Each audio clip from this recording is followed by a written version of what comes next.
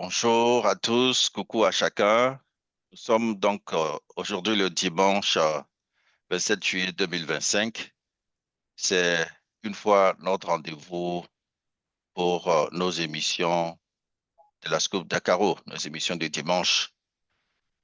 Je souhaite la bienvenue à tout un chacun. Nous aurons le temps de faire le tour de table tout à l'heure. Et je voudrais aussi que chacun de vous se sente à l'aise. Nous aurons à discuter d'une problématique, pas les moindres, problématique sur les ventes commerciales aujourd'hui. Alors, pour votre présentation, je suis votre serviteur Orphée Olympio, connecté depuis Washington, D.C. Et pour le programme du jour, nous aurons le temps de faire tout à l'heure le tour de table en accueillant d'abord nos invités. Ensuite, en écoutant un mot de bienvenue de la présidente de la Scoop Dakaro. Et après cela, nous allons passer aux questions. Nous avons prévu 5 grandes questions aujourd'hui pour nos invités spécialistes dans le domaine des affaires, le domaine de vente commerciale. Et nous allons apprendre encore de nouvelles choses aujourd'hui. Donc, ça me permet déjà de commencer à faire le tour de table. Et je vais commencer par notre invité connecté depuis Niamey, Khadija, pour sa présentation. Khadija, bonjour, bienvenue. Bonjour, enfin, bonjour à toutes et à tous. Donc, merci, je vous remercie très chaleureusement pour votre présence à cet échange virtuel. Donc, je remercie également la Scoop Dakaro pour tous les efforts qu'ils sont en train d'offrir à toutes les personnes, et spécifiquement les enfants et adolescents. Donc, moi, je me nomme Madame Ibrahim Khadija. Je suis basée à Niamey, précisément au quartier Tchangaré. Je suis spécialiste en renforcement de capacité des femmes et jeunes sur plusieurs thématiques. Donc, je suis ravie d'être avec vous. Merci. Merci beaucoup à toi, Dame Khadija, depuis Niamey. Nous passons à une autre invitée de marque d'aujourd'hui, qui est Dame Huguette, qui va se présenter. Bonjour à tous et à toutes. Je suis très heureuse d'être avec vous, ravie. Merci à Orphée qui sait prendre les gens par tous les fronts. Merci à Orphée pour cette belle opportunité que tu m'offres aujourd'hui d'échanger avec les amis sur des sujets d'actualité, des sujets qui nous permettent de faire avancer la société. Je suis Huguette Aplogan, épouse d'Ossa. Je suis gestionnaire de projets de formation, manager d'entreprise. Je suis CEO de Emerald Group, qui est dans le tourisme, les voyages et dans l'agroalimentaire. Nous sommes producteurs des liqueurs à Hueto, c'est-à-dire de chez nous. Voilà. Et en dehors de ça, je suis leader de la société civile. Je ne vais pas étaler toutes les organisations que j'ai présidées, coordonnées, mais la toute dernière, c'est bien le réseau des femmes leaders africaines, le chapitre du Bénin. Et pour ce réseau, je suis la coordinatrice pour tous les chapitres de l'Afrique de l'Ouest. Donc voilà, Huguette Aplogan-Dossa, et je suis spécialiste des questions de leadership féminin et également de l'entrepreneuriat féminin. Et je suis coach en entrepreneuriat. Je suis coach formatrice également. Merci beaucoup. Merci beaucoup à toi, Dame Huguette, depuis Cotonou. Nous continuons la présentation avec Dr Palanga qui va se présenter, qui est connecté à nous. Dr Palanga. Oui, bonjour tout le monde. Moi, je suis Dr Ami Palanga, épouse aussi. Je suis médecin pédiatre et je suis basée à Lomé. Merci. D'accord. Il faut noter que tu fais partie de notre équipe dirigeante. C'est toi qui es notre conseillère sur toutes les affaires médicales et hygiène corporelle chez les enfants et les adolescents. Bienvenue à toi et coucou à tous ceux qui sont à Lomé. Nous continuons la présentation avec une autre dame qui s'est connectée, non, plutôt avec un sieur qui s'est connecté, c'est Monsieur Omaro. Omaro qui s'est connecté. Pour ta présentation. Alors, bonsoir toute l'assistance. Bonsoir tout le monde. Bonsoir au depuis Washington. Khadija, bonsoir. Bonsoir. Docteur et tout le monde. Donc, moi, c'est Omar Mahmoudou, depuis Niamey. Je suis professeur d'anglais et à Scoop Dakaro, je suis le chef d'équipe du sous-groupe Éveil, Communication et Langue étrangère. Voilà. Merci beaucoup. Merci beaucoup à toi, ami et frère Omaro. Nous continuons la présentation avec qui d'autre s'est connecté? Naël s'est connecté. Naël, ta présentation. Salut, salut tout le monde. Vous êtes vraiment génial. Donc, c'est Naël Agoukou et professeur de suivi. Je suis actuellement à Palimé au centre d'hébergement des aveugles et malvoyants. Donc, comme la thématique est d'actualité, moi aussi, je me suis connecté pour vous suivre. Merci. Merci beaucoup à toi, Naël, depuis Palimé. Coucou à tous tes contacts à Palimé. On continue la présentation. Il y a une dame, une autre qui s'est connectée, Damawa Mamoudou, qui va se présenter. Damawa.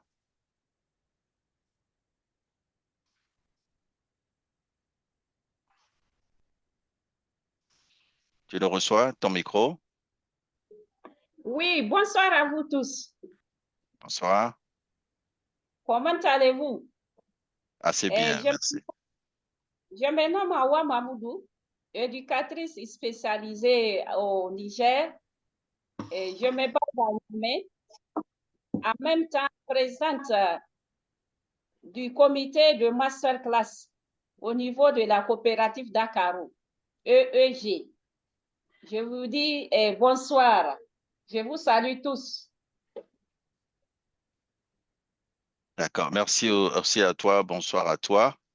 Puis Niamey, très heureux de vous avoir tous en ligne. Est-ce que nous avons manqué quelqu'un? Je pense qu'on a fait tout le tour de table. Grâce au Tout-Puissant pour la vie de tout à chacun. Alors, allons maintenant droit dans le sujet. Le sujet qui nous interpelle aujourd'hui, c'est un sujet de taille. Parce que ce sujet mal connu a tellement fait des pauvres dans nos pays, dans nos communautés.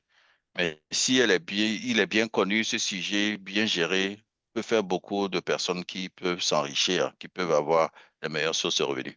Il s'agit bien de la vente commerciale. Et je vais vous passer à l'écran une série de questions que nous nous sommes proposés de poser à nos invités aujourd'hui. Et nous allons déjà introduire en disant que la vente, c'est quelque chose d'assez simple. Mais si on ne connaît pas le concept, le principe, ni les domaines d'application de la vente, on peut trouver ça très compliqué. Et certains disent, ah, moi, je ne suis pas commerçant, moi, je ne suis pas vendeur, moi, je ne suis pas commercial, moi, je ne suis pas... Non, nous tous, nous vendons quelque chose chaque jour. Même l'interview que tu vas passer pour te faire recruter comme employé chez quelqu'un, c'est une vente, c'est une transaction. Tu te présentes, tu te vends. La personne écoute et voit si tu corresponds à ses besoins. Et là, cette personne te recrute, te signe un contrat. Donc, nous vendons tous les jours. Nos communications que nous faisons en nous, c'est de la vente aussi. Mais quand on parle de vente commerciale, c'est un échange de biens, de services contre de l'argent en espèces, bien contre quelque chose en nature. Mais je ne vais pas rentrer trop dans les détails. Je vais plutôt inviter nos spécialistes déjà à se prononcer. Et la première parole est adressée à Khadija. Dame Khadija, quand on parle de vente, est-ce que nous comprenons bien ce qu'est le commerce et voire même le e-commerce et ce qu'il n'est pas, d'après toi? OK, merci Orphée pour cette question très intéressante. Donc, le commerce pour moi, c'est une activité ou un échange de biens ou de services contre des services monétaires. Vous comprenez ce que je veux dire, non? Le commerce est classé en deux grandes catégories, selon moi. Il y a le commerce individuel qui est exercé par une seule personne qui lui permet de générer des revenus afin de subvenir à ses besoins et ceux de la famille. Et il y a également le commerce collectif qui s'exerce en grands groupes où les personnes se regroupent pour mener des activités. Je peux donner par exemple la fabrication et vente des briques. Là, ça leur permet de mettre en commun leurs biens immatériels et même leurs connaissances afin de pouvoir gérer et générer des sources de revenus. Il y a aussi le e-commerce. L'e-commerce, c'est vraiment un commerce qui se déroule en ligne à travers les plateformes WhatsApp, les Facebook, Twitter. Il y a tant d'autres sites qui permettent de réaliser des commerces en ligne. Donc, voilà ce que je peux apporter par rapport à la définition du commerce en général, particulièrement au e-commerce. Merci.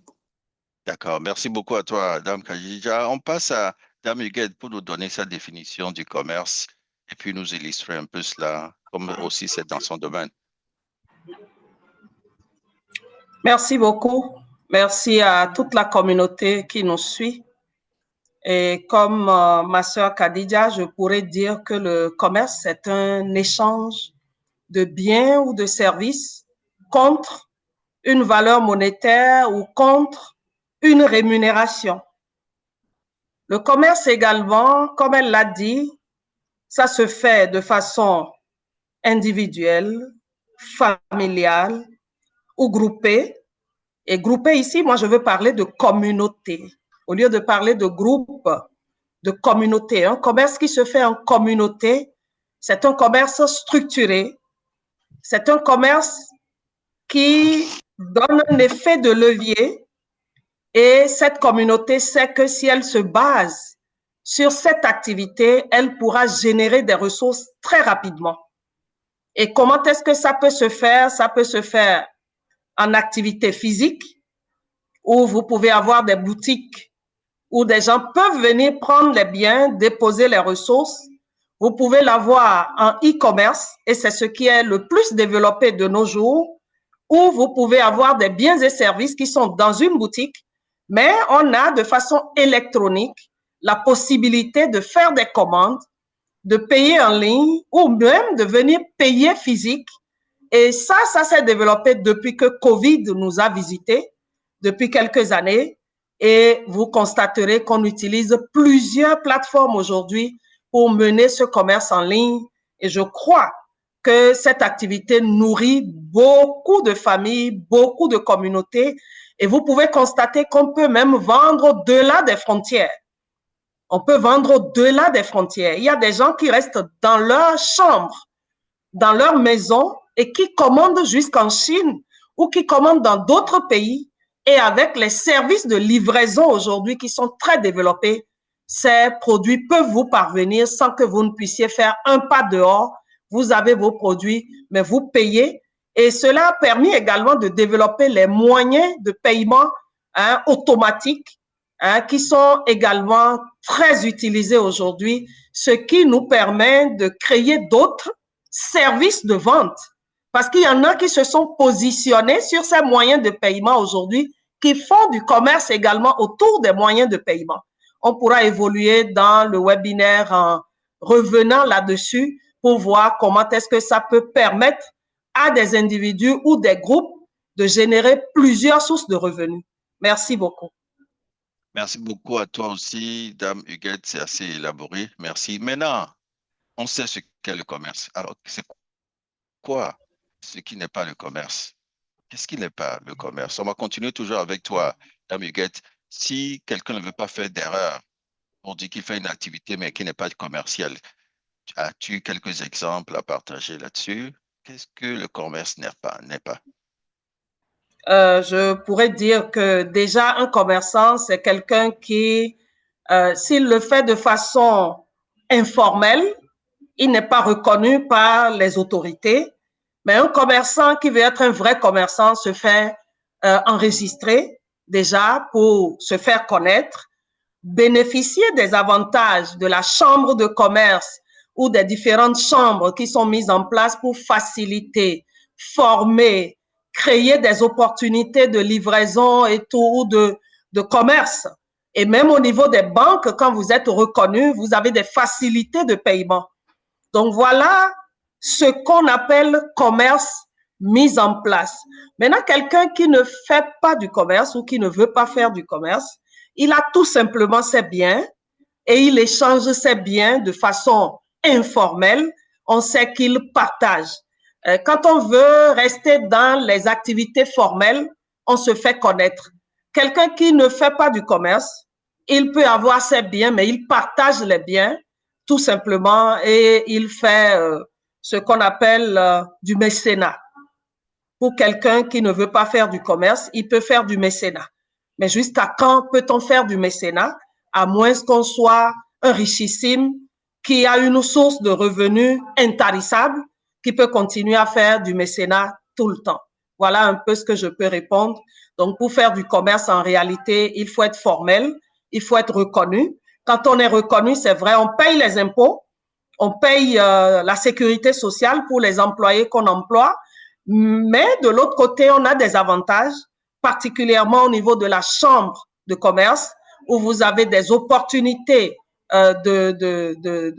d'affaires, des opportunités de connexion. Vous avez également des formations spécialisées que vous recevez et vous avez des foires qui s'animent et vous avez même des voyages d'affaires qui sont organisés. Voilà, merci. Merci beaucoup, Dame Huguette. Donc, c'est clair, même si c'est une activité commerciale, mais qui n'est pas déclarée, ce n'est pas encore du commerce. Il faut absolument que nous formalisons cette activité commerciale et nous nous mettons en règle avec les lois en vigueur, que nous soyons reconnus comme commerçants ou bien comme vendeurs. C'est très important ce point-là. Alors, Khadija, de ton côté, qu'est-ce que tu peux dire? Qu'est-ce que le commerce n'est pas pour toi? D'autres idées? Ton micro?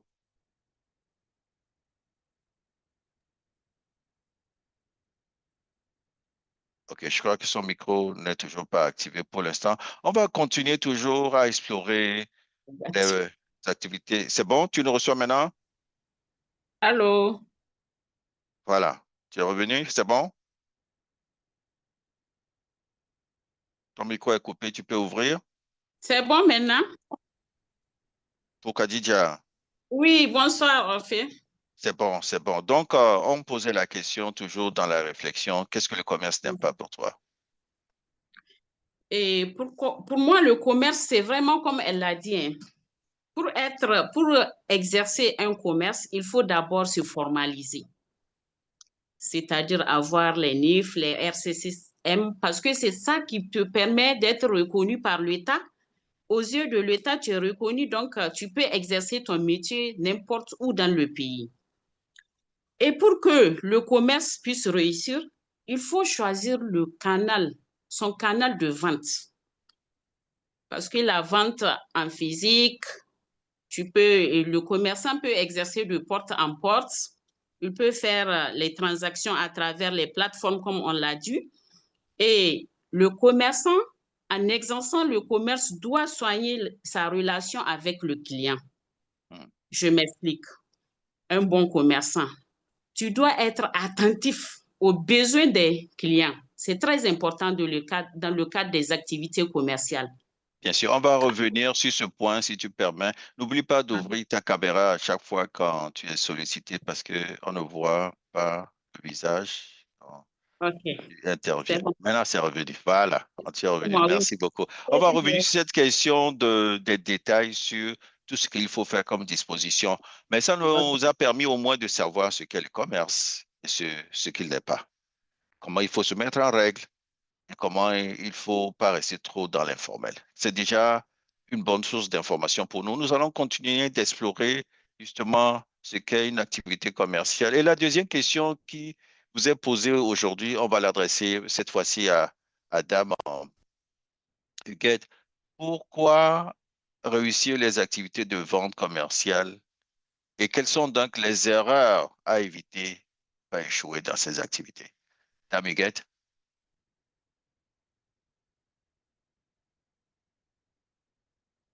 Ton micro.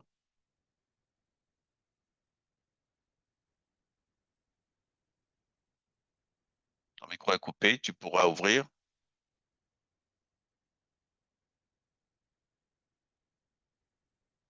OK, en attendant que Dame Huguette puisse ouvrir son micro, on revient donc à Dame Khadija.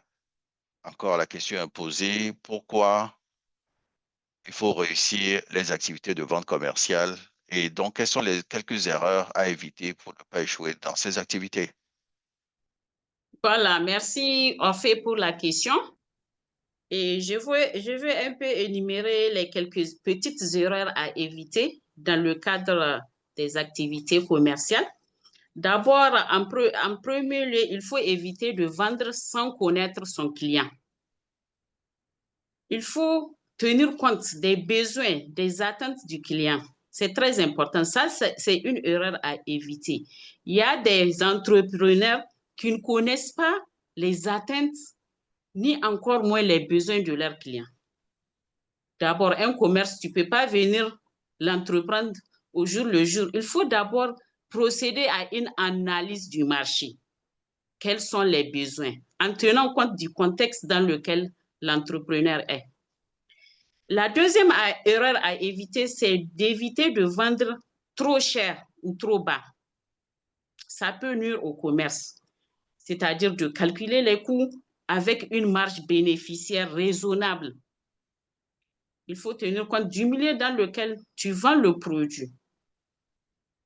Un produit que tu peux vendre cher ailleurs, peut-être là où tu es, tu ne peux pas le vendre plus cher que l'autre lieu. Donc, du coup, il faut tenir compte de la capacité des clients. C'est important dans le commerce.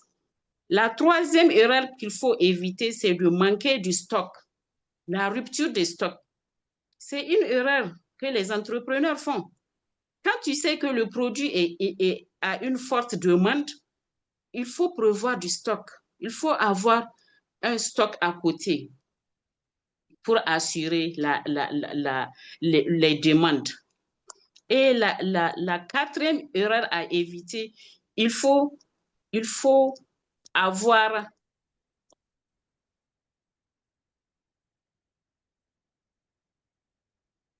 Le micro est coupé, tu peux rallumer. Je disais, il faut éviter de négliger le client. Le client Oui, ça, ne l'on se compris. sent pas respecté. Quand le client ne se sent pas respecté, peut-être il vient aujourd'hui, il achète le produit, tu ne l'as pas bien servi, tu ne l'as pas bien accueilli, ou bien la manière dont tu lui as parlé, ça ne lui a pas plu. Donc, demain, il ne va plus revenir. Et de bouche à oreille, il dira aux autres que cet entrepreneur, il n'est pas réceptif, il n'est pas un bon entrepreneur. Voilà, c'est. Donc, voilà en quelques exemples les petites erreurs qu'on doit éviter. Il y a plusieurs erreurs, hein, mais j'ai cité 4 parmi tant d'autres. Tout à fait. Merci beaucoup pour ces éclairages. Nous passons maintenant à Dame Huguette pour dire aussi ce qu'elle pense de pourquoi réussir les activités de vente commerciale et quelles sont donc les erreurs à éviter absolument pour ne pas échouer. Merci beaucoup. Quand on s'installe en tant que commerçant, il faut connaître son environnement. D'abord, l'environnement, voir le cadre macroéconomique et voir si les produits que vous voulez mettre sur le marché conviennent au marché. Et la sœur Khadija l'a dit tout à l'heure, il faut connaître les besoins des clients. En dehors du cadre macroéconomique, vous devez faire une analyse micro au niveau de votre propre entreprise.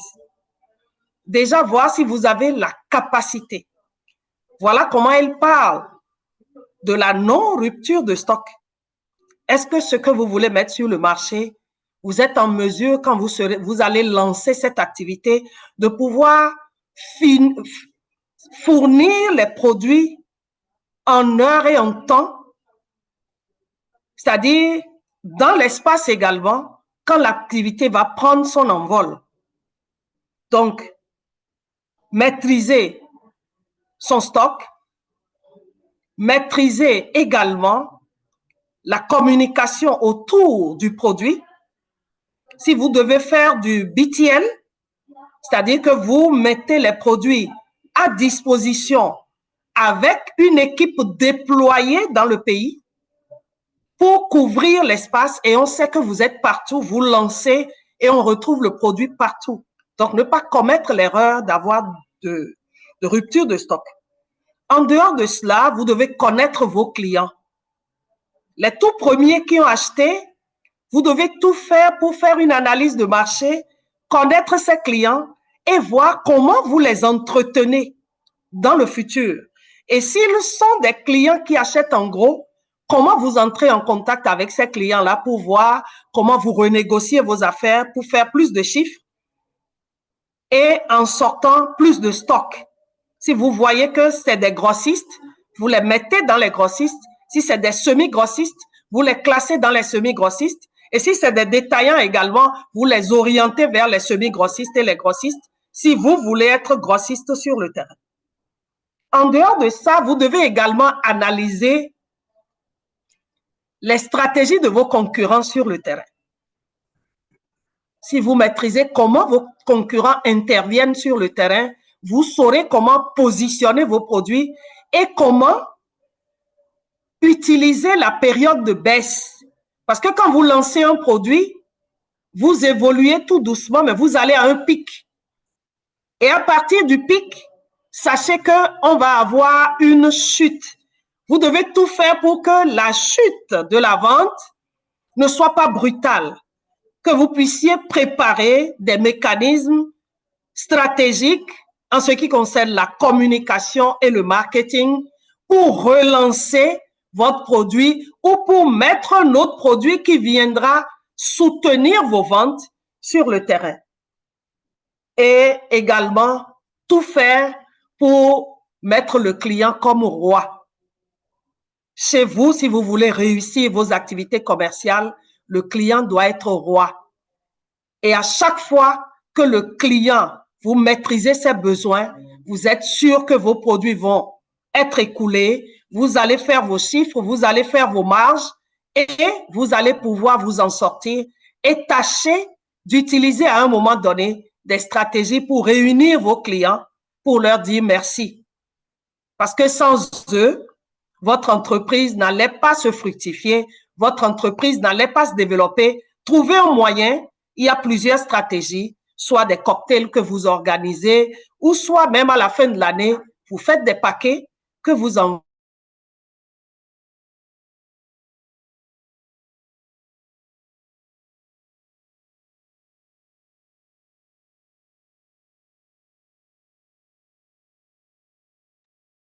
Quelques petits soucis techniques, mais nous poursuivons en attendant que cela soit réglé. Et nous passons donc à la prochaine question. Dame Huguette était en train de nous entretenir sur les erreurs à éviter. Tu nous reçois maintenant, Dame Huguette?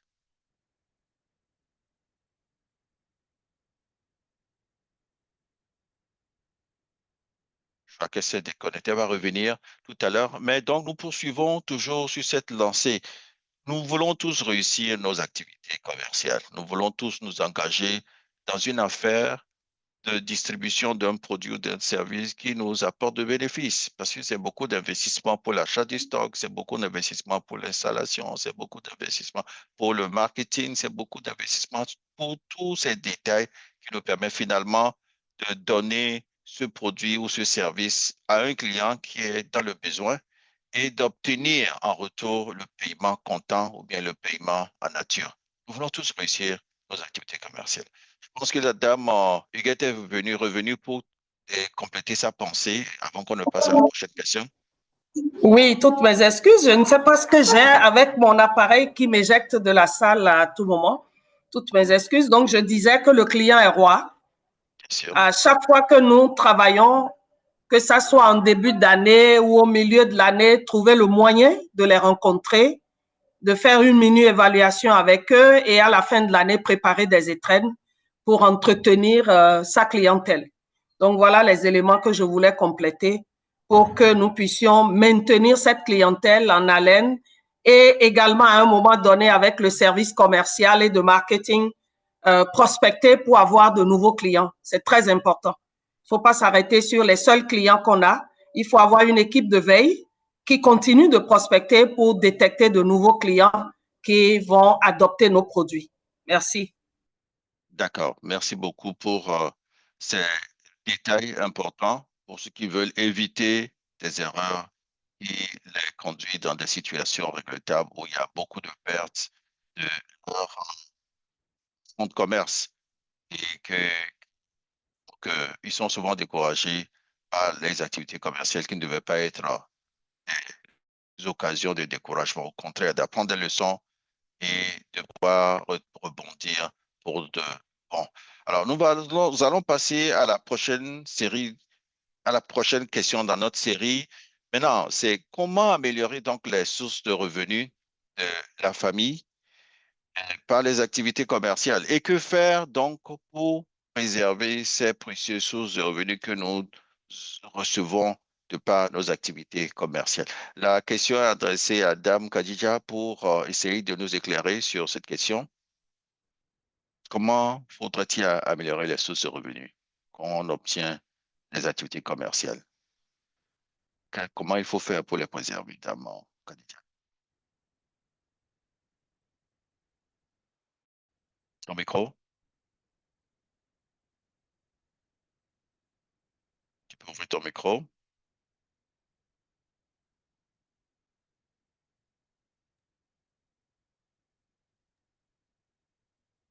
En attendant que Dame Khadija puisse ouvrir son micro, on revient donc à Dame Huguette.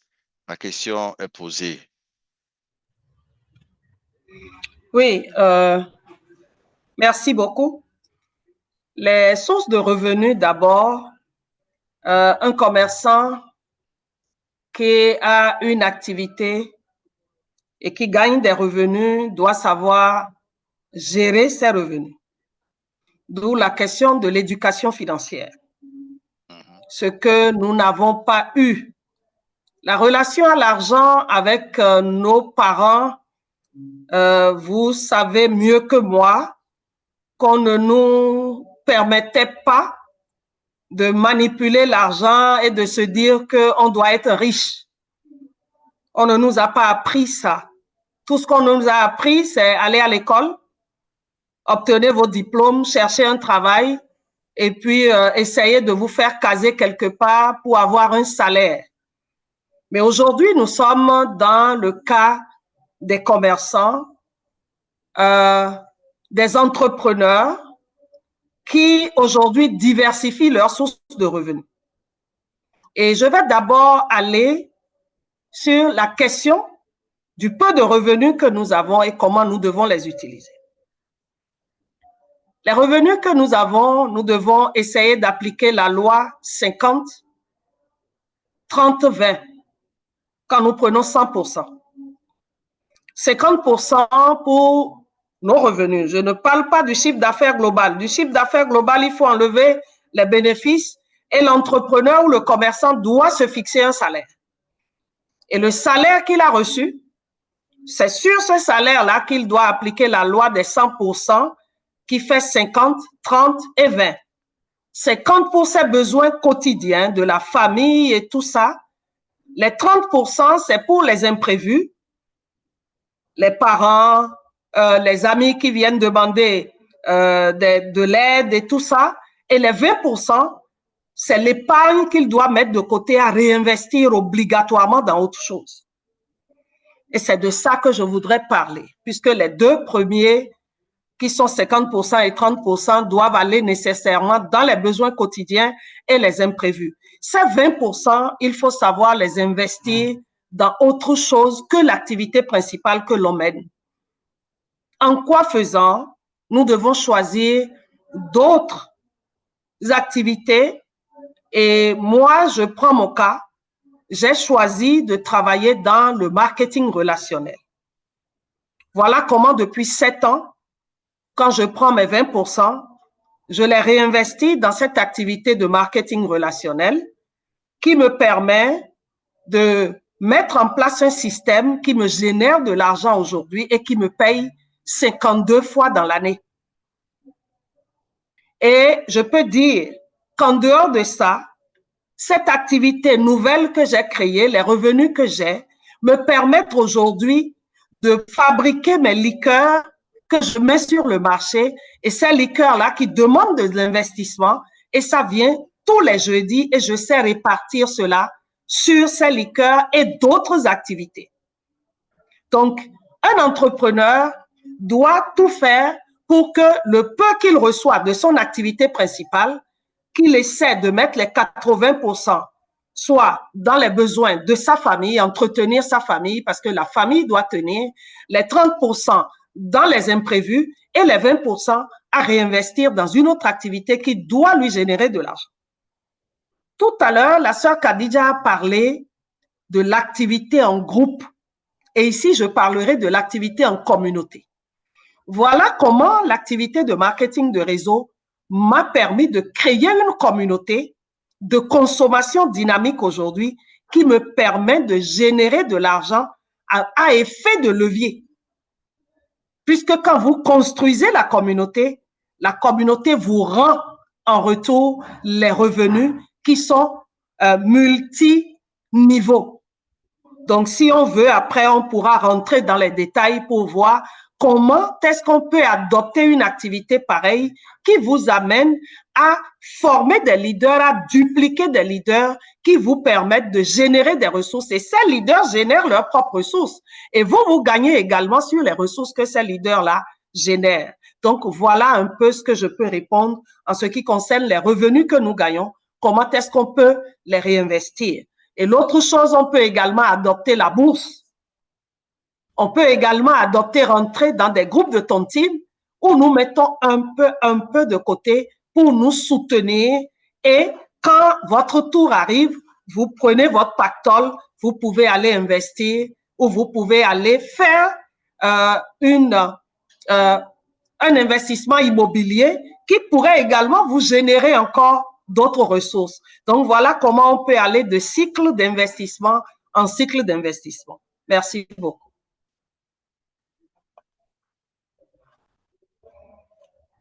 Merci beaucoup à Dame Huguette pour ces éclairages assez riches, parce que ça nous permet de comprendre qu'une fois que nous avons le revenu net de nos activités commerciales, c'est aussi pour nous une source d'investissement, ou bien pour nous un autre capital qu'on peut réinvestir quelque part.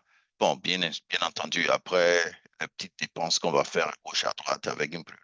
Alors, ceux qui n'ont pas eu l'occasion de suivre notre émission sur la finance personnelle et puis sur comment il faut bien budgétiser, nous vous invitons à suivre cette émission. C'est sur notre plateforme de YouTube. Il suffit seulement de taper Dakaro quand vous cherchez la plateforme de la Scoop Dakaro. Vous voyez, vous verrez une présentation assez riche qui a été faite par notre conseiller financier investissement qui est Joshua Dometi. Je vous invite à revoir, bien à revisionner encore pour apprendre tous les petits secrets et pour les appliquer. Dame Huguet nous a donné vraiment un schéma assez clair. 50%, 30% et 20%.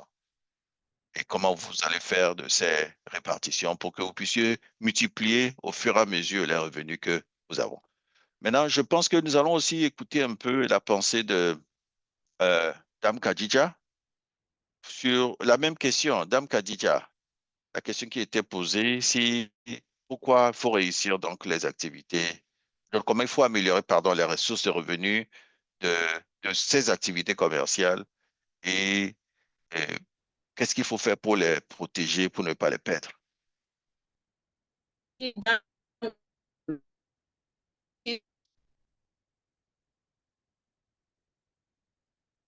Je crois qu'il y a toujours quelques petits soucis au niveau de Dame. Ton micro est coupé, tu peux ouvrir?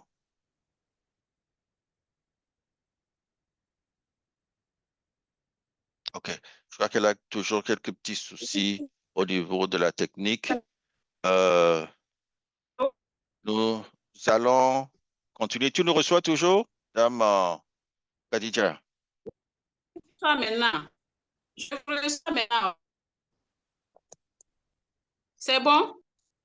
Oui, c'est bon, c'est revenu maintenant. Tu peux parler maintenant. Voilà, Donc, je disais que je m'excuse, c'est la technique qui m'a lâché là.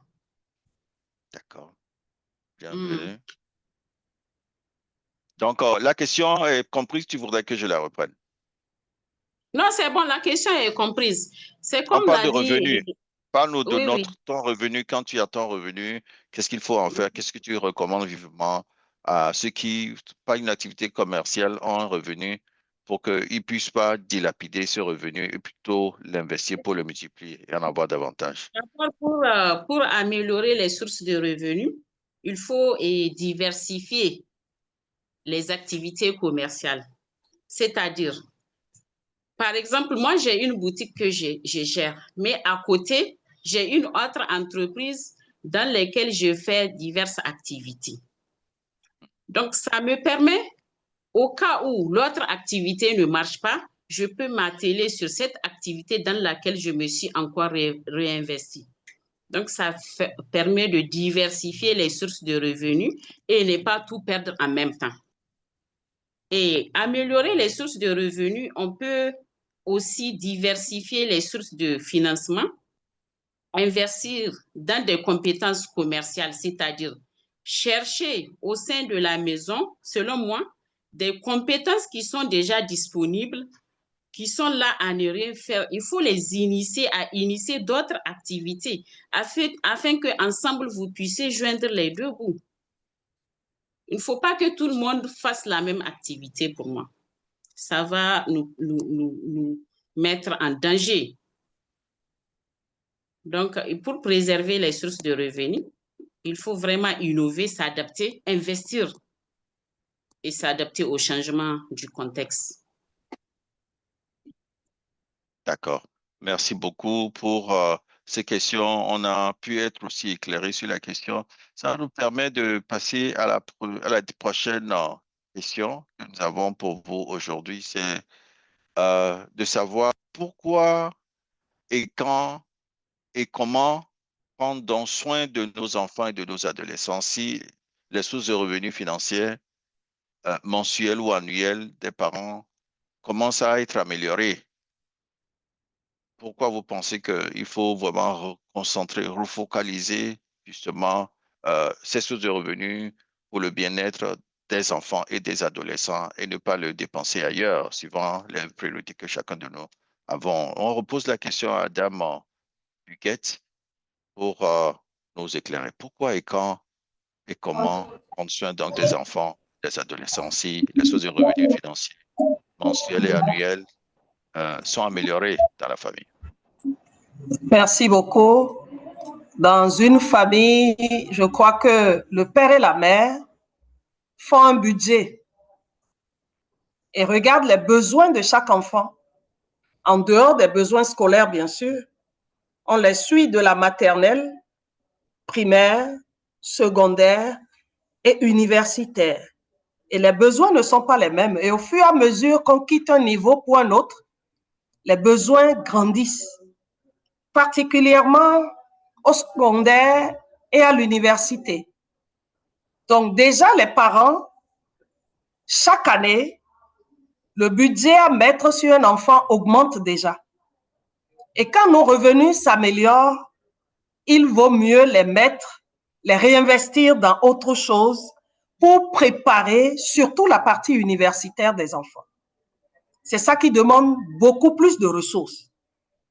Quand vos parents, vous avez des difficultés, quand les enfants arrivent à avoir leur bac et doivent aller à l'université, il ne faut pas être dans ces conditions en ces moments-là parce que c'est le moment le plus où les enfants ont besoin de vous, de vos revenus que vous allez mettre à leur disposition. Voilà pourquoi, pendant qu'ils sont au secondaire et tout, vous devez diversifier vos sources de revenus pour les améliorer et pouvoir les mettre à leur disposition au moment où ils seront à l'université, où ils vont demander soit à voyager, s'ils n'ont pas de bourse au niveau de votre État ou de la région pour les aider, vous êtes obligés. Et beaucoup de parents aujourd'hui sont les seuls à mettre la main à la poche pour pouvoir assurer l'éducation de leurs enfants.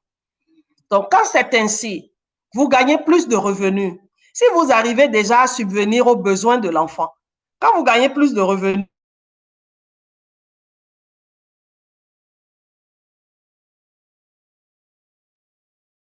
Voilà, encore quelques petits soucis techniques. En attendant que Dame Huguette puisse reprendre la parole, on va poursuivre toujours la réflexion avec Dame Khadija pour parler maintenant de la famille, les soins à donner à la famille que nous avons. Pourquoi c'est si important, quand il faut le faire, comment il faut le faire. Et merci Orphée pour cette question très intéressante. Et pour moi, il est important d'investir dans l'éducation de la famille. Allô? Principalement celle de l'enfant, pour une éducation de base, de qualité. Et pour que leur...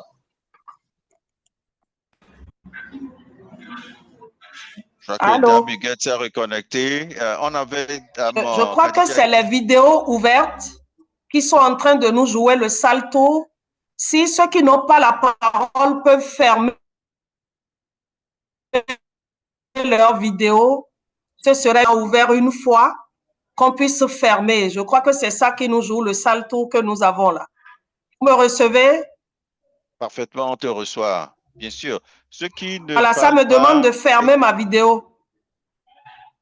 Non, ceux qui ne parlent pas, qui ne sont pas... En fait, je ne te reçois pas. Je ne te reçois pas. Tu me reçois maintenant, testing, tu me reçois? Oui, allô? Je n'ai pas le son. Il vaut mieux que je sorte et que je revienne. Oh oui, d'accord. OK, donc à tout à l'heure alors. Donc, Dame Khadija, tu continues ta réflexion sur l'importance d'accorder une part importante des revenus pour les enfants, le bien-être des enfants, y compris l'éducation. Voilà, je disais qu'il est important d'investir... La vidéo est fermée, tu pourras l'ouvrir. Oui, je disais qu'il est important... Oui, je disais qu'il est important. C'est bon maintenant? Vraiment, la technique d'aujourd'hui, là, c'est autre chose.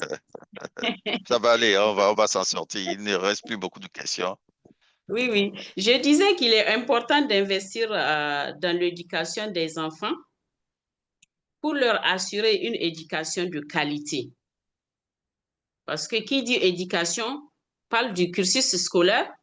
Et en dehors du cursus scolaire, il y a l'université ou les instituts de formation, notamment les formations professionnelles, les centres de métiers des jeunes et des femmes. Donc, vous voyez, dans la famille, quand cette étape n'est pas bien préparée, ça va causer de problèmes à toute la famille. Donc, il faudra se préparer à la base. C'est une préparation qui devrait être faite en amont pour que nos enfants puissent être éduqués et formés et appuyés dans le cadre de leurs études afin de leur garantir et de quoi subvenir à leurs besoins ultérieurement.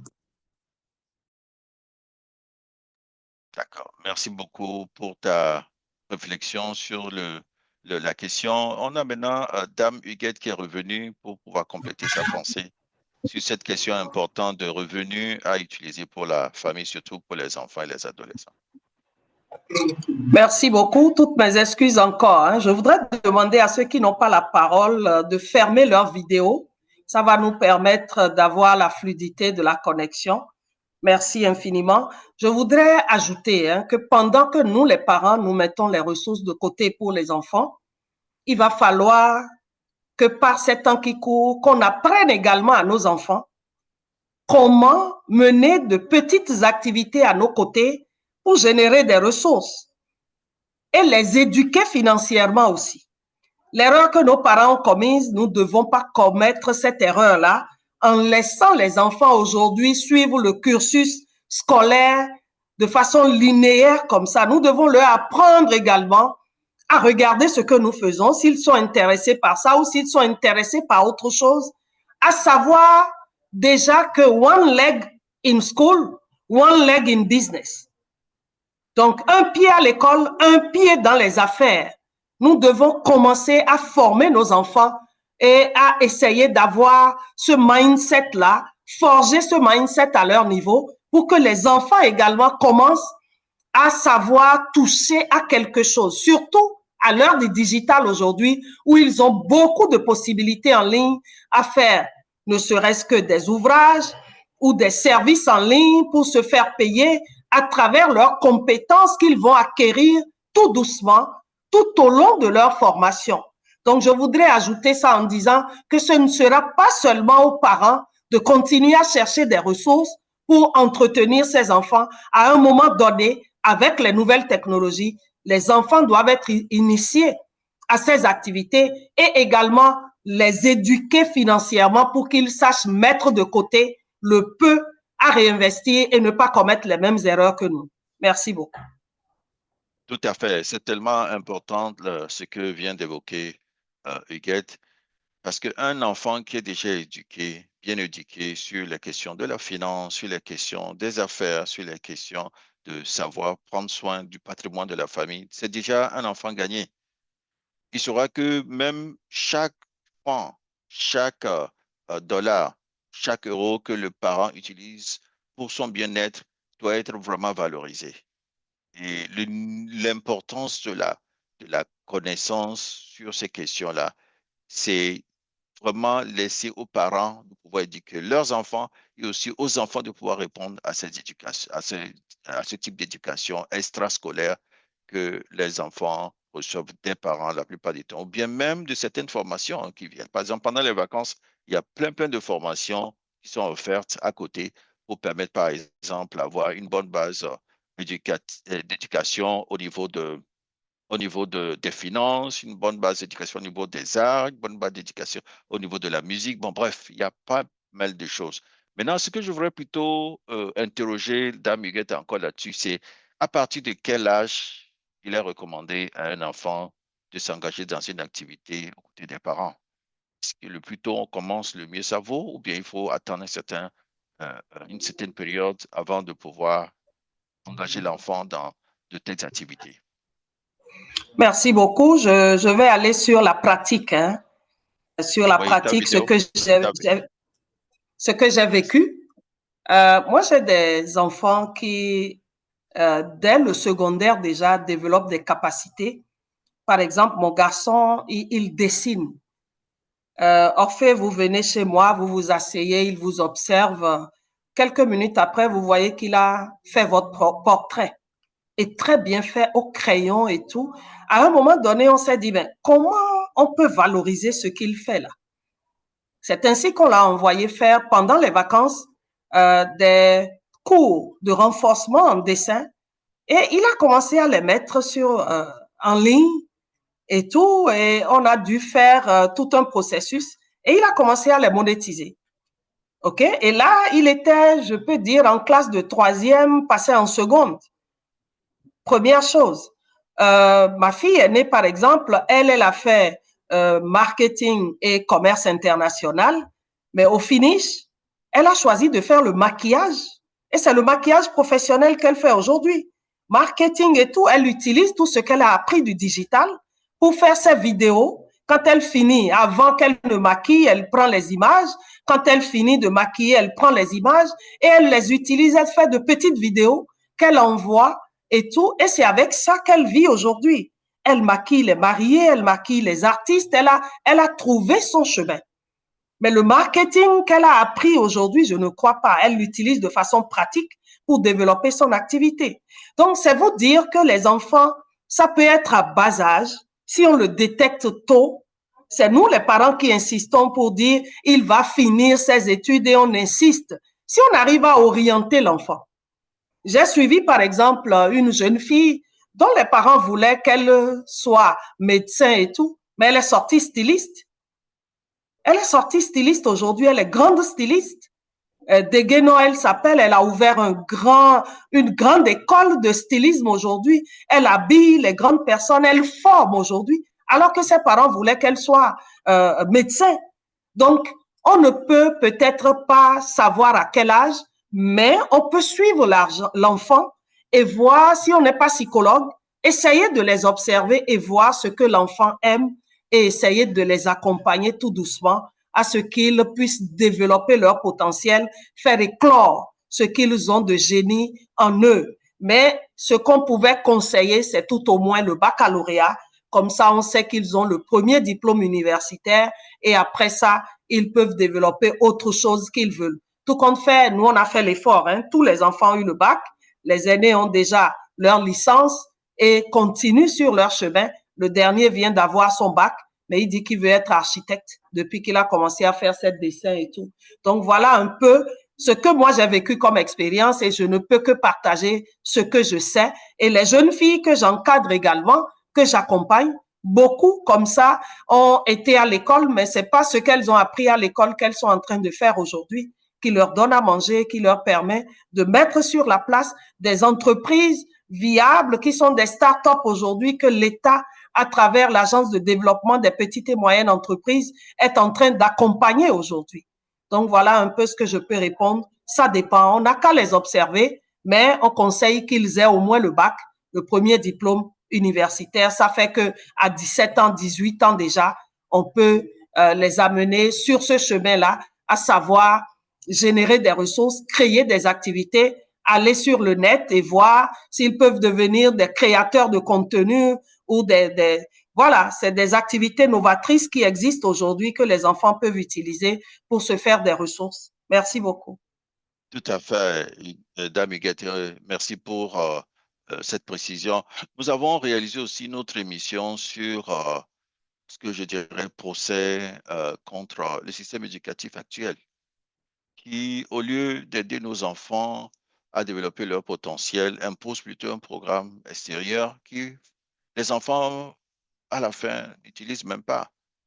Ou bien ils sortent de l'université avec plein de diplômes, mais ils ne peuvent pas trouver du travail sur le marché d'emploi. Et ils sont obligés de venir encore rester à la maison, être à la charge des parents.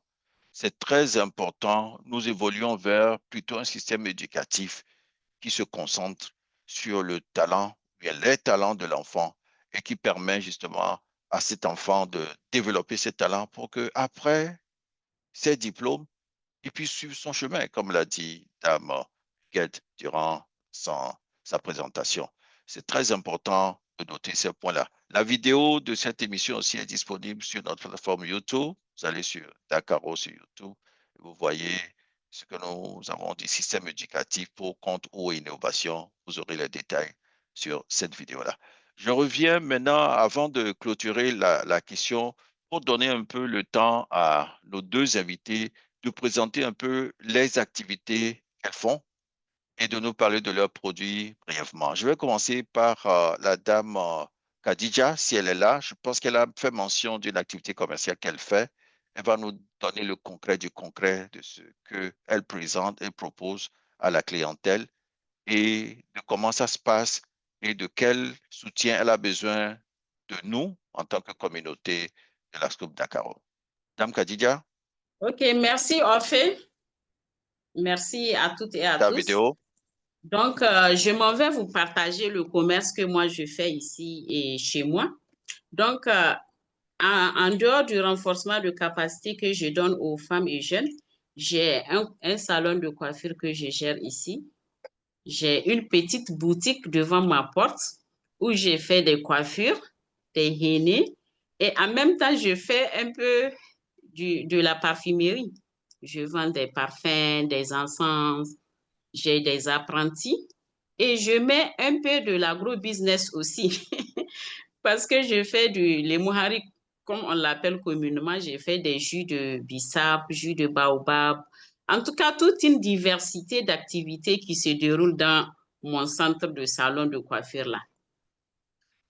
Et Dieu merci, avec les ressources que je gagne dans le salon, j'assure quand même à subvenir à mes besoins et ceux de la famille.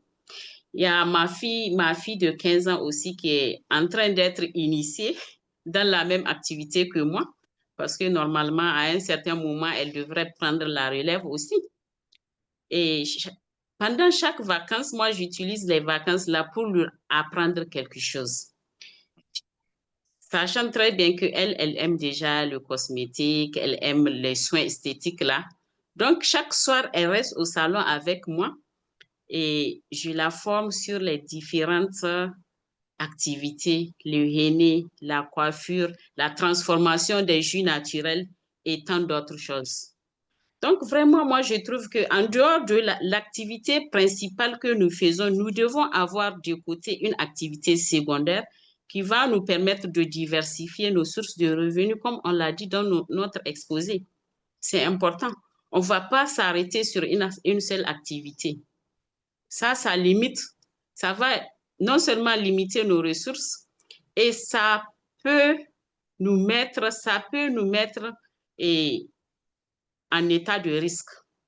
Je m'explique. L'activité que je suis en train de faire, à un moment donné, ça ne donne pas bien. Les séances de formation, là, il y a des périodes que ça ne donne pas. Quand je prends, par exemple, la période fluviale, surtout en milieu communautaire, les bénéficiaires vont dans leur champ, ils vont en transhumance.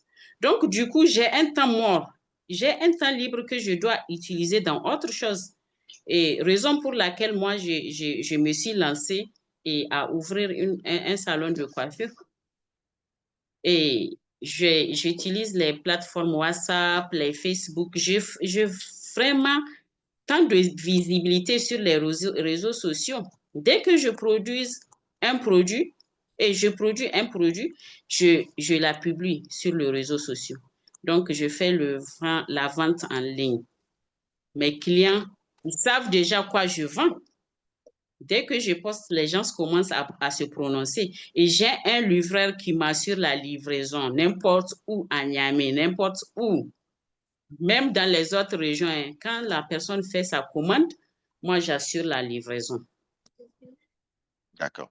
Donc, tu as une clientèle déjà acquise et que les affaires marchent assez bien par rapport à toutes ces activités que tu fais, c'est ça? Ton micro? Oui, j'ai dit, la clientèle, elle est là, mais elle n'est pas assez forte comme vous l'espérez. Hein. C'est ça. Oui, ça. oui. Oui, donc ça nous permet à nous. Une prospection des nouveaux clients. Il ne faut pas s'arrêter seulement aux clients que nous avons. Chaque fois, il faut innover parce que chaque fois, il y a des nouveaux produits qui sortent. Je fais également la confection des savons liquides. Donc, vous voyez, les produits hygiéniques là, eau du Javel, savon liquide, savon de Marseille, tout. Donc, à chaque fois, j'aimerais avoir des clients. Mais parfois, vraiment,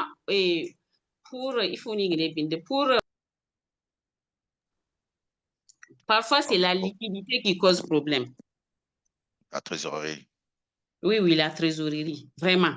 Parce que j'ai des clients qui prennent crédit. Et le remboursement, là, c'est tout un problème.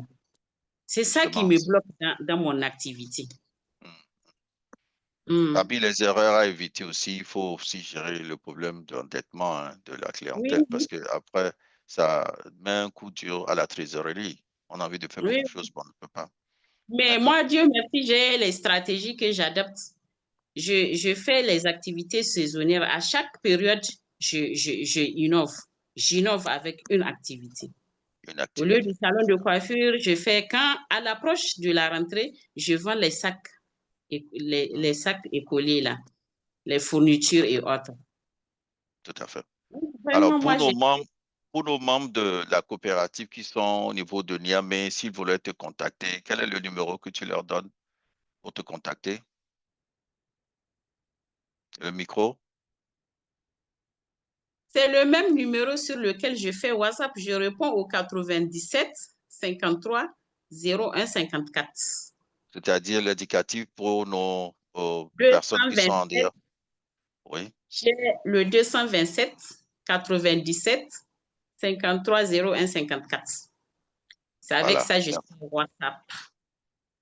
Nous signalons que tu es une de nos membres actifs aussi au niveau de la coopérative Scoop Dakaro et que nous avons quand même une large comment je dirais, comme au moins plus de 400 personnes qui sont avec nous et dont une grande partie se trouve au niveau de Niamey. Donc, je profite de cette antenne pour lancer cette annonce à tous ceux qui sont à Niamey. Contactez la dame Khadija. Si c'est pour les cheveux de vos dames, elle est prête pour le faire. Si c'est pour prendre de la nutrition chez elle, boisson, elle est prête pour le faire. Si c'est pour faire même de l'éducation, elle est prête pour le faire. Bref, elle peut faire beaucoup de choses en peu de temps et avec beaucoup de qualité. Vous irez apprécier et vous nous donnerez des nouvelles. Merci beaucoup à toi, Dame Khadija. On va donner la parole à Dame. Voilà. On va donner la parole aussi à Dame Huguette pour qu'elle puisse nous présenter quelle activité elle fait, comment ça la fait gagner et si elle a besoin d'un coup de main de la communauté pour qu'on puisse donner l'audience pour lancer un peu ce qu'elle veut faire. Merci beaucoup, cher Orphée. Je profite pour féliciter ma sœur Khadija. Je vois qu'elle a une très bonne diversification et elle sait mettre ses activités au niveau des saisons également. C'est une très bonne stratégie.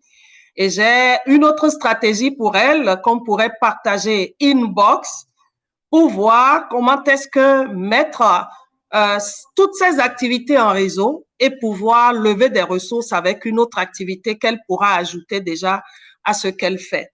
Moi, j'arrive à proposer des activités touristiques au niveau de mon entreprise déjà.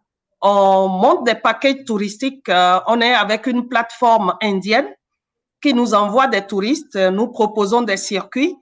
Les gens demandent à visiter le Bénin ou la sous-région. Donc, on propose des packages qui sont exécutés par des guides. On a un guide accompagnateur au niveau de l'entreprise et quand on a plusieurs circuits à la fois, on a plusieurs guides qu'on sollicite qui font ces circuits-là et ça nous permet de générer des ressources. Nous payons un pourcentage pour la plateforme, mais on arrive à générer des ressources.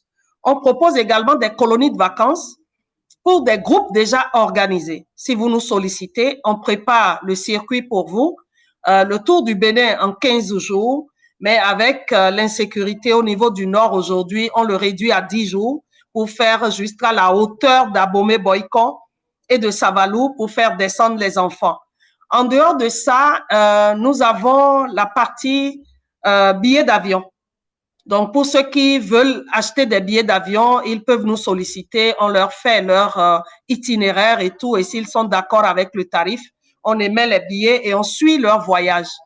En dehors de ça, nous avons une unité de production, de transformation de liqueurs, de liqueurs de vin de palme que nous aromatisons à la date, à la cannelle et à la mangue, que nous mettons sur le marché. C'est les liqueurs Ahueto. Ahueto signifie de chez nous. Donc, c'est préparé chez nous, c'est transformé chez nous. Et nous sommes déjà dans les supermarchés au niveau du Bénin, dans presque toutes les villes du Bénin. La semaine dernière seulement, nous avons commencé à être au free shop de l'aéroport. Et au free shop, désormais, vous pouvez avoir les liqueurs de chez nous, au free shop à l'aéroport du Bénin. Donc, voilà un peu les produits que je mets sur le marché. Et ça, nous participons à des foires. Nous participons également à des envois à l'extérieur parce qu'il y a beaucoup qui connaissent déjà et qui achètent des cartons pour envoyer à Abidjan, envoyer en France, envoyer au Canada, envoyer aux États-Unis. Donc, nos produits sortent déjà.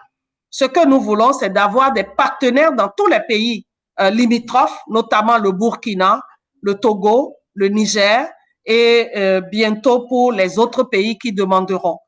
En dehors de ça, comme je l'ai dit, je suis dans l'activité du marketing relationnel, le marketing multiniveau.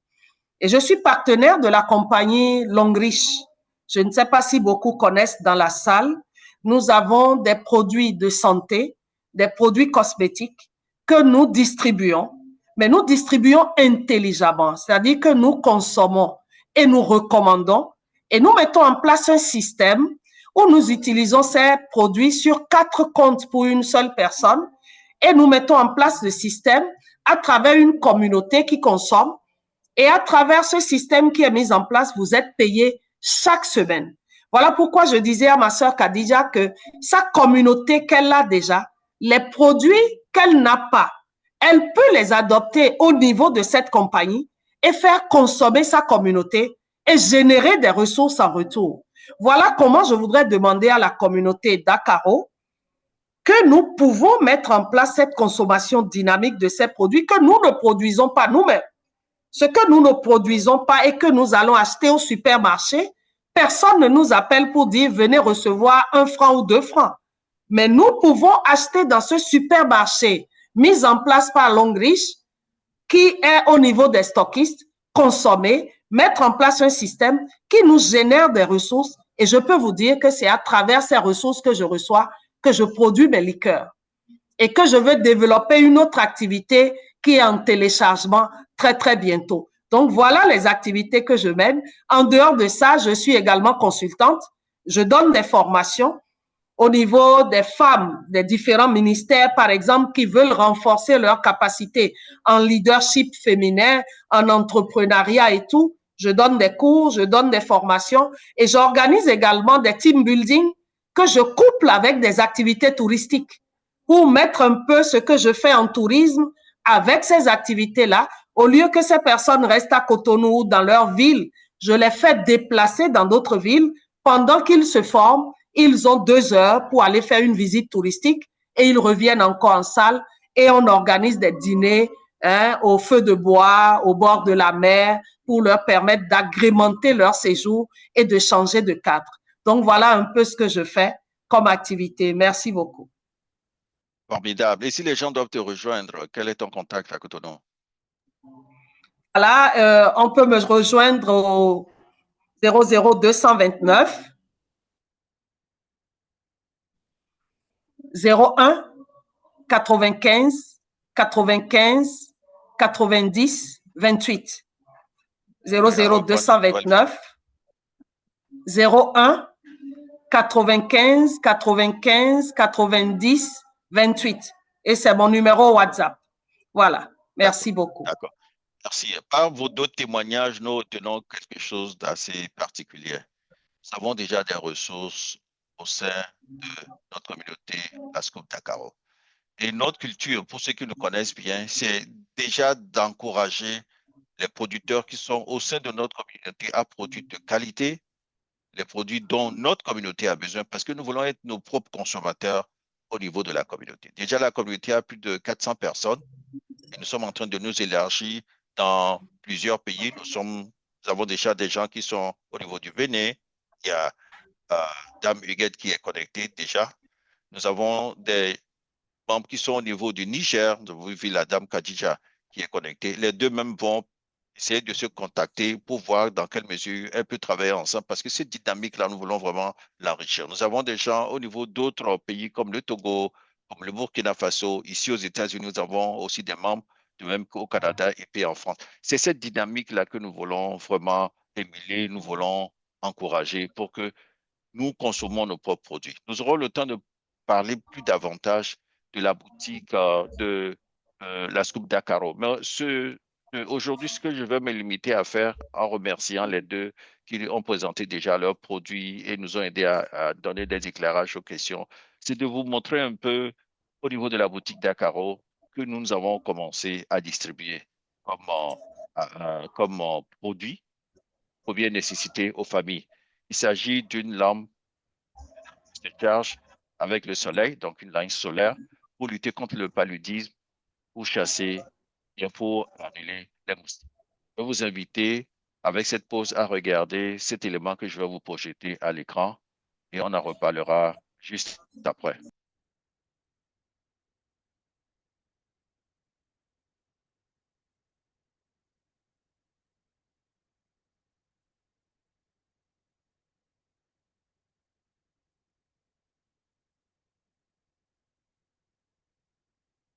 Bien sûr, et aussi des dessins animés, des films, des jouets, beaucoup de choses, des chaussures pour enfants et spécialement pour ce temps de vacances, ce temps de pluie. Nous sommes dans la grande saison pluvieuse et il y a beaucoup de moustiques.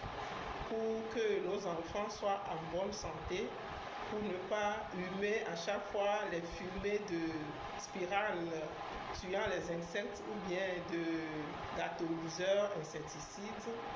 La Scoop d'Acaro a une lampe anti-moustique et cette lampe est garnie de 2 ampoules, une pour éclairer la chambre et l'autre pour attirer et tuer les moustiques. Donc nous dormons paisiblement. Il suffit d'allumer cette lampe-là et le tour est joué. Tous les moustiques qui sont dans la chambre seront attirés par cette lampe anti-moustique. Je vous la présente. Voici comment elle se présente dans son carton. Eh bien, là, voici notre lampe anti-moustique. Quand vous l'avez, il suffit d'enlever les 2 feuillets.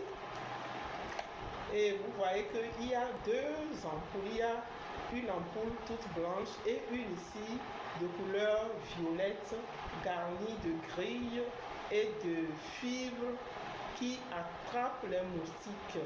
Ce fibre-là les électrocute au fait. Donc, il y a aussi un balai ici, et quand vous avez la lampe, il y a un bouton à votre droite. Et c'est ce bouton-là qui allume la lampe violette qui est ici. Et c'est cette lampe qui attire les moustiques. Et ils sont grillés. Et vous l'éteignez ensuite. Ce bouton de gauche est celle qui éclaire la chambre. Vous voyez, c'est une lumière très vive, très claire. Et vous pouvez diminuer cette lumière-là ou bien carrément faire des jeux de lumière avec et l'éteindre ensuite. Vous voyez, cette lampe est chargeable à la fois à la plaque solaire puisqu'elle est garnie de plaques solaires et aussi on peut la charger aussi ici avec le courant. Vous voyez ici là. Ici c'est une partie pour charger nos portables et autres, nos clés USB. Et voilà, donc c'est notre lampe ça. Et c'est à bon prix ensuite. Le tout, une dizaine fait 80 000. Mais l'unité va de 9 000 à 11 000. Vous voyez donc, avec cette lampe, vous allez faire un bon commerce et puis être à l'abri des moustiques. Un bon commerce pour prendre bien soin des enfants et des adolescents et aussi toute la famille être à l'abri des moustiques. Merci beaucoup. Et oui, la Scoop d'Acaro.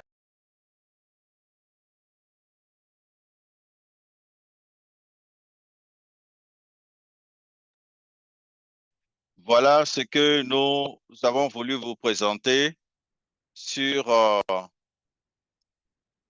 ce que D'Acaro, la coopérative, présente aussi. Vous avez dû voir, la présentation a été faite par notre présidente de la coopérative. Elle s'appelle Dame Caroline Ancou. Elle n'est pas présente aujourd'hui. Elle a d'autres activités à gérer, mais elle vous transmet ses salutations.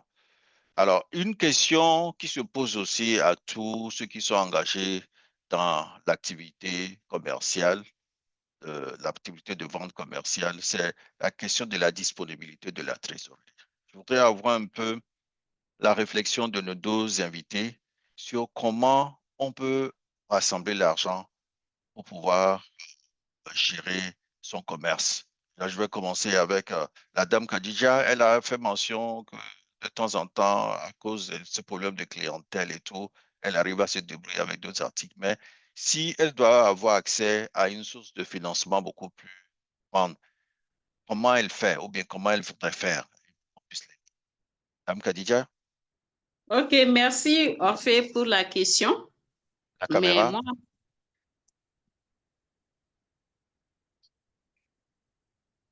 c'est Ah, c'est bon? bon maintenant. C'est bon. Oui, en fait, merci pour la question. Mais moi, la stratégie que j'adopte, je fais la recherche de financement à travers les banques, à travers les IMF, les institutions de microfinance. Et je suis membre également d'une coopérative dans laquelle nous faisons des cotisations hebdomadaires. Donc, chaque semaine, nous nous réunissons, nous faisons nos cotisations, on fait nos activités collectives et on se donne des microcrédits. Donc, vraiment, c'est à travers ces deux stratégies-là que j'arrive à assurer la continuité des activités que je suis en train de mener. D'accord. La coopérative vous permet de faire de la tontine ou bien c'est quelle forme? C'est de la tontine que vous faites? Oui, oui, la coopérative nous permet de faire la tontine traditionnelle, communément appelée groupement. Donc, nous sommes au nombre de 30.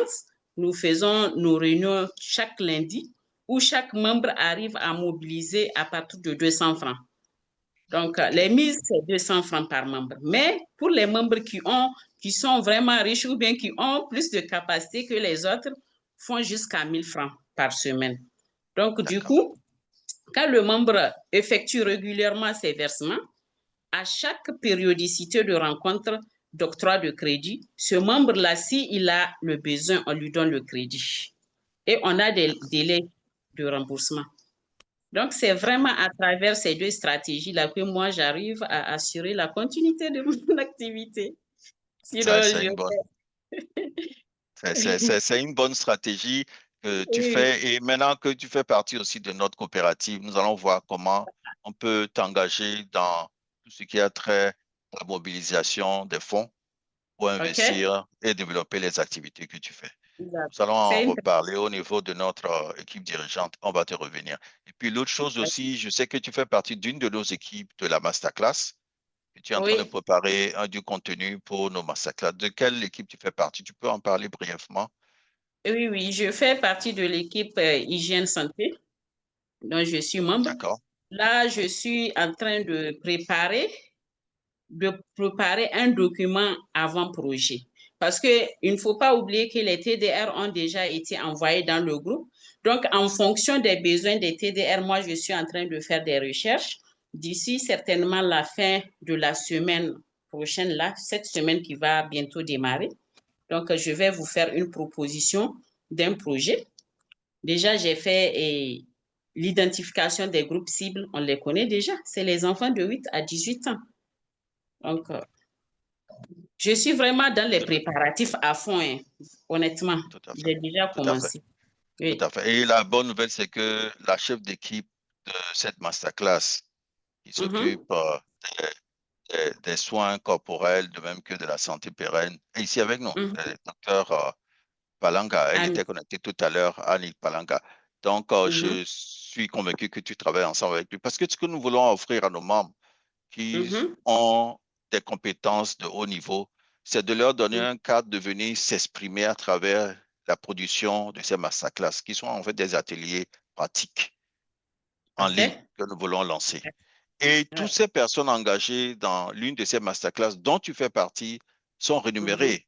Quand nous sortons le contenu de documents et que nous commençons à commercialiser ces contenus de documents, tout l'argent qui rentre, vous êtes payé en honoraires et vous êtes payé aussi en bonus. Donc, ça va bientôt faire pour toi une activité supplémentaire qui va te permettre de mobiliser aussi les fonds. Il y a une façon assez sage que nous voulons faire pour que vous ne manquez pas de financement quand vous rejoignez notre communauté de la Scoop Dakar. Merci pour ce partage très précieux. Ça, c'est une très bonne nouvelle que je viens d'apprendre. Hein. Merci. On va s'y mettre, Inch'Allah.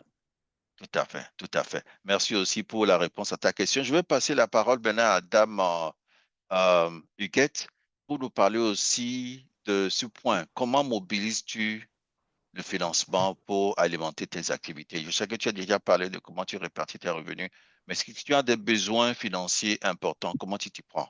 Dame Huguette. Merci beaucoup. Je peux dire que déjà, mon activité intellectuelle, donc je suis sollicitée déjà pour les communications, mes voyages dans le cadre du réseau des femmes leaders africaines. quand je donne des communications et tout, je suis rémunérée. Donc, j'utilise ces ressources que je viens mettre dans mes activités, que ce soit au niveau de Longreach comme au niveau de Ahueto, au niveau de Emerald Group pour l'entreprise. Mais ce n'est toujours pas suffisant.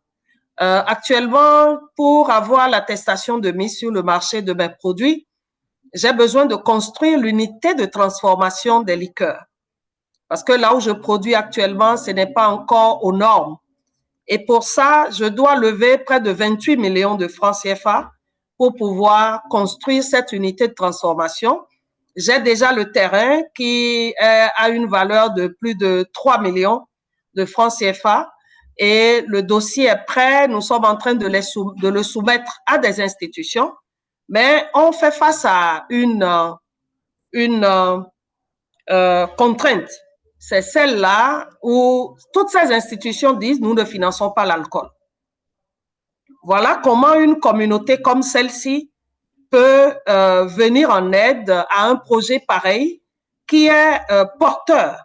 Parce que nous avons déjà des distributeurs qui attendent et je reviens d'une mission du Sénégal où j'ai pu prospecter et on a la possibilité aujourd'hui de faire ces boissons sous forme de petites bouteilles. Permettez que je puisse prendre une des bouteilles pour vous les présenter un instant. Excusez-moi, je vais prendre ça rapidement.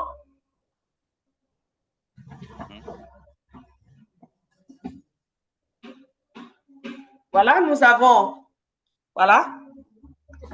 nous avons normalement des 75 centilitres, mais actuellement, nous voulons les mettre en 200 millilitres. Et au Sénégal, eux, la loi leur permet de faire 500 millilitres, mais en plastique. Ce que j'ai en main, c'est en plastique. Vous avez vu, on a fait l'étiquette et tout, designé. Et ceci, ça va couler plus vite. Et c'est un distributeur qui l'a demandé sur le marché béninois. Il peut faire écouler sur le marché togolais également. Donc ça, là, par exemple, il faut acheter la machine, le souffleur, qui varie entre 2,5 millions et 3,5 millions. Et acheter la résine qui va permettre d'être soufflée pour donner la forme et faire le moule et tout. Donc, je veux me concentrer sur ceci. Mais qu'est-ce que j'utilise actuellement? J'utilise une forme de tontine avec mes membres Longreach où nous nous donnons la main chaque semaine à cotiser entre 5 000 et 10 000 pour valider sur des comptes à consommer nos produits qui génèrent des bonus par rapport aux comptes que nous avons déjà créés. Donc, voilà comment j'arrive à générer entre 300 et 400 000 francs sur 1, 2, 3 comptes par semaine pour aller vers la production de ces liqueurs-là. Donc, voilà un peu les différentes sources de revenus que j'ai actuellement. Je sais que si on a une communauté qui peut booster, aller vers l'amortissement de ces investissements en 3, 4, 6 mois, surtout à l'approche des fêtes, ça va se faire très rapidement. Donc, voilà un peu ce que je peux dire. Et mon souhait le plus ardent, c'est d'avoir plus de consommateurs des produits que j'ai à disposition actuellement, c'est-à-dire les produits Longreach, où on mettra en place un système pour s'entraider qui permet de générer des ressources parce que c'est des produits que nous utilisons déjà au quotidien. Au lieu d'aller les acheter dans les supermarchés, il vaut mieux utiliser ces produits, générer des ressources pour soutenir notre économie au lieu d'aller vers les banques. Moi, je ne veux pas aller vers les banques parce qu'actuellement, il faut avoir des garanties, il faut avoir plein de conditions énumérées pour aller vers ces banques-là. Et nous sommes en train de mettre également en place une communauté de femmes que nous appelons 1000 femmes millionnaires d'ici 2030. Et au niveau des pays de l'Afrique de l'Ouest, je souhaite avoir également des représentantes qui vont rentrer dans cette rubrique-là ou dans ce projet avec moi pour que nous consommions les produits de Longreach pour générer des ressources et commencer à être des millionnaires et financer nous-mêmes nos propres projets. Merci beaucoup. C'est très important. Au niveau de notre coopérative, nous pensons lancer bientôt aussi une tontine qui sera volontaire, hein, les gens qui sont intéressés. Et à tour de rôle, ceux qui sont des tontiniers vont pouvoir bénéficier justement de la cagnotte. Et ça peut être aussi un source de revenus supplémentaires pour financer telle ou telle activité commerciale. La question que je voudrais aussi poser à Huguette avant de la laisser partir, c'est tu fais de la liqueur. Et si, par exemple, il y a un besoin au niveau de Niger avec Dame Khadija qui dit, nous, on ne consomme pas la liqueur, mais c'est les bissap, les Nyamakoudi et tout le reste qu'on voudrait produire de manière industrielle. Comment tu réponds à cette demande?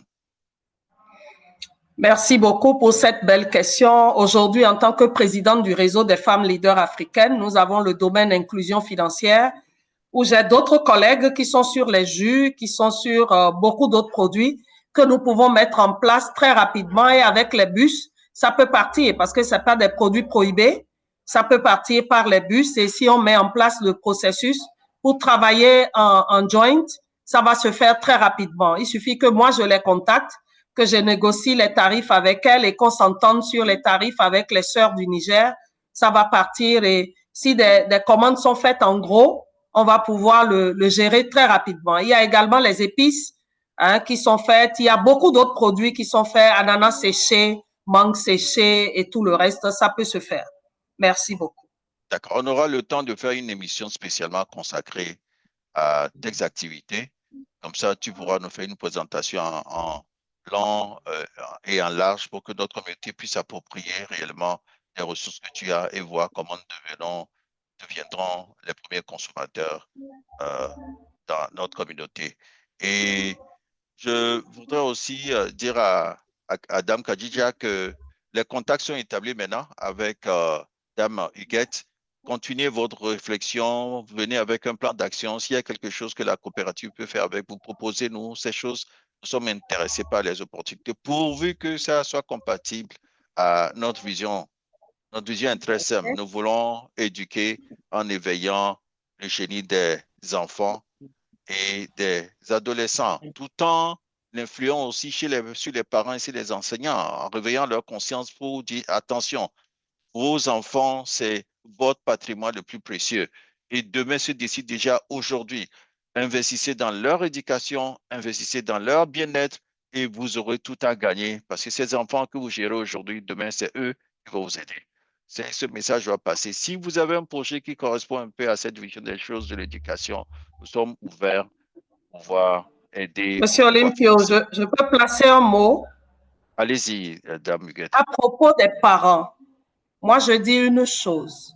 Ça me fait mal que le docteur soit parti. Je voudrais dire que dans les produits que nous avons la pâte dentifrice qui permet d'éviter les caries dentaires. C'est ça qui amène les parents chez les dentistes et ça coûte beaucoup. Nous avons le calcium 4 en 1 qui est le calcium, le zinc, le fer et le magnésium dont nos enfants ont besoin. Et nous avons en plus de ça la lampe qu'on nous a présentée tout à l'heure. Je voulais revenir là-dessus. Cette lampe-là, par exemple, si on l'a avec les nombreuses coupures d'électricité et tout, nos enfants vont pouvoir étudier de façon optimale et également ne plus avoir des moustiques à leur niveau. Moi, je propose déjà qu'au niveau de la sœur Khadija et de moi-même avec mon réseau, qu'on puisse voir de quelle façon nous mettons en place un processus de tontine pour que nos membres puissent avoir ces lampes-là.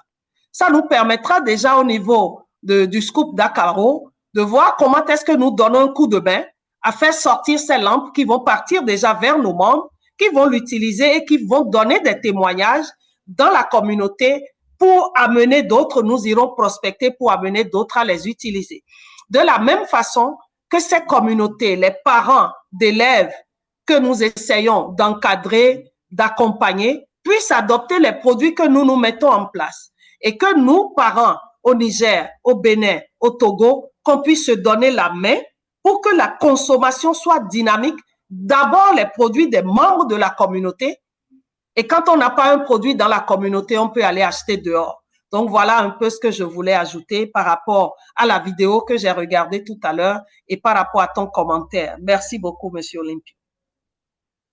Tout à fait. Merci beaucoup aussi à toi, Dame Huguette. Je pense qu'on a dépassé largement le temps qu'on s'est imparti aujourd'hui. On reviendra encore sur certains détails que vous avez évoqués. Nous attendons vivement ce projet qui nous permettra permettra de voir dans quelle mesure non seulement les produits de la boutique soient écoulés, mais aussi nous accueillons volontiers les produits que vous avez pour pouvoir aussi vous donner cette audience-là au niveau de la boutique de la Scoop Dakaro pour que beaucoup de nos membres puissent connaître ces produits et se les approprier. Je voudrais avoir le mot de fin de tout un chacun, tout un chacune de vous, avant qu'on ne tire la dernière conclusion. Comme Dame Higueda a la parole, donc ton mot de fin par rapport à cette invitation et par rapport à ce partage assez riche que tu as fait avec nous. Merci beaucoup. C'était un honneur et je voudrais dire gratitude pour cette opportunité qu'on a eue aujourd'hui de connaître de nouvelles personnes, de partager de nouvelles expériences et d'échanger surtout sur les questions de commerce, de revenus et d'entretien de nos familles. C'est de ça qu'il s'agit. Une famille qui est entretenue, c'est une communauté qui est entretenue, c'est un pays qui est entretenu. Et si nos dirigeants pouvaient connaître et savoir que entretenir les familles leur diminuerait beaucoup de problèmes au niveau de la nation, ils se seraient focalisés sur les familles. Voilà pourquoi le travail qui se fait au niveau de Scoop Dakaro, je salue ce travail-là. Je salue tous ceux qui nous ont suivis du début jusqu'à la fin et je dis que nous sommes disponibles à partager davantage les petites expériences que nous avons et surtout à partager avec nos amis en salle les liqueurs à Hueto que je prie chacun d'entre nous de déguster. On en a déjà quelques bouteilles à Lomé, je vous indiquerai où les trouver. Et également au Bénin, ne vous privez pas de ça, c'est dans les supermarchés, c'est à la Belle Bénin, c'est au Free Shop à l'aéroport également. Et si d'autres pays veulent l'avoir, n'hésitez pas. Merci infiniment Orphée et je dirais, pourquoi pas, nous ne fabriquons pas les produits qui nous viennent de l'extérieur, qui sont au supermarché. Pourquoi ne pas adopter notre propre supermarché qui nous permet de générer des ressources? Je veux parler des produits Longrich. Merci beaucoup. Chez nous, on dit meilleure vie, meilleur avenir. Merci beaucoup. Merci aussi à toi, c'est une bonne conclusion et on reste en contact pour pouvoir approfondir ces réflexions et aussi développer ces opportunités dont nous avons parlé aujourd'hui. Nous allons laisser aussi Dame Khadija nous dire son mot de fin. Ok, merci Orphée, merci Higuette pour vos mots. Vraiment, je voudrais aussi, à travers ce canal, faire une motion spéciale à la Scoop Dakaro, qui a vraiment eu le courage d'initier ce genre d'émission virtuelle, qui d'ailleurs pour moi c'est vraiment très constructive. Constructive pourquoi? Le fait d'échanger entre les pays, ça nous donne des expériences. C'est comme un partage d'expériences qui a été fait dans la réalisation de nos activités, de nos atteintes, de nos ambitions et tout et tout. Et je voudrais à travers ce canal dire également à Huguette que, Inch'Allah, le contact sera établi comme elle l'a souhaité. Ensemble, on va relever le défi. On est là pour un objectif commun. Nous sommes comme des sœurs, Bénin et le Niger. Togo, c'est la même chose. Donc, nous sommes vraiment édifiés sur tout ce qui a été dit sur le commerce. Moi, en conclusion, je dirais que, en résumé, que ça soit dans le commerce traditionnel ou le e-commerce, ce qui fait la différence, ce n'est ni la taille de l'entreprise, ni le niveau de titre, c'est la capacité à observer les besoins, à oser commencer et surtout à persévérer intelligemment. Vous voyez? Donc, même avec un petit moyen, même dans les contextes modestes, chacun peut devenir acteur de changement économique pour lui-même, pour sa famille et pour sa communauté. Donc, vraiment, le commerce, c'est plus qu'une transaction. C'est une opportunité d'apprendre et de devenir, de servir et de grandir ensemble. Donc, merci vraiment à toutes et à tous pour votre écoute active. Je vous souhaite beaucoup de réussite dans vos projets et j'espère que la collaboration ne va pas s'arrêter là. Inch'Allah, on va mettre le paquet pour continuer les échanges dans le recherche afin de pouvoir atteindre nos objectifs escomptés. Donc, merci à Orphée pour avoir dirigé cet échange virtuel Vraiment, merci. C'est tout ce que j'ai à dire. Merci. Merci beaucoup aussi à vous. On a beaucoup appris de vous deux aujourd'hui. Alors, pour ceux qui se demandent, alors, c'est quoi la SCOUP Dakaro? Tout simplement, c'est une coopérative que nous avons. C'est-à-dire, nous avons une partie associative pour recruter les membres, mais aussi nous avons une partie entreprise pour pouvoir faire les affaires et pouvoir satisfaire d'abord nos membres avant de parler des autres clients de l'extérieur. Et nous sommes beaucoup plus dans l'éducation spécialisée. Alors, pour nous rejoindre, nous avons des plateformes, hein, parce qu'aujourd'hui, à l'ère numérique, il faut être présent sur les réseaux sociaux. D'abord, si vous êtes sur YouTube déjà, d'abord sur WhatsApp qui est à la portée de main de tout le monde, vous le voyez déjà, je suis en train de montrer un peu à l'écran notre groupe, vous le voyez. Donc, il y a un groupe, il y a plusieurs groupes en fait réunis au sein de la communauté Dakaro. Il y a dans le groupe public. Pour nous rejoindre, il suffit seulement de joindre un de nos numéros qui ont déjà été mentionnés. Je vous donne aussi le mien, c'est le +1 240 550 2004. Vous m'envoyez rapidement un coucou et puis je vous enverrai le lien pour que vous puissiez vous connecter à nous. Et nous n'avons pas que ça. Il y a aussi notre plateforme qui se trouve au niveau de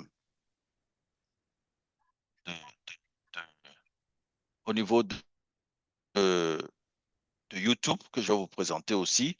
Alors, je vais partager l'écran que vous voyez aussi cela rapidement. Quand vous allez sur YouTube, vous tapez Dakaro en un seul mot et vous pouvez avoir accès à notre communauté. Et la voilà qui se trouve à l'écran pour ceux qui arrivent à regarder l'écran. Dakaro EEGE, vous l'avez, cette communauté qui est à l'écran, qui est en train de se positionner. Ah, voilà. Oui. Et quand vous allez là-bas, vous verrez toutes nos émissions précédentes qui ont déjà été publiées. Et vous voyez que nous avons commencé il n'y a pas longtemps, hein. Nous avons déjà au moins plus d'une centaine de membres et plus de 2000 personnes qui viennent, qui sont intéressées, 2480, pratiquement 2500 vues, des gens qui sont intéressés, veulent savoir un peu qui nous sommes, etc. Vous êtes le bienvenu, la bienvenue de nous à la SCOUP Dakaro. Alors, la dernière surprise que j'ai pour vous avant de partir, c'est de vous dire au revoir à la façon de la SCOUP Dakaro. C'est-à-dire, nous allons chanter ensemble. Nous chantons Fétiche et non, chanson que nous aimons beaucoup, mais que nous avons composée pour les enfants du monde. Alors, je vous invite à suivre cette chanson. Et nous allons nous quitter en beauté, tout en souhaitant vous retrouver bientôt par la grâce du Tout-Puissant. Au moment où je vous passe la chanson, on va chanter, on va l'écouter ensemble.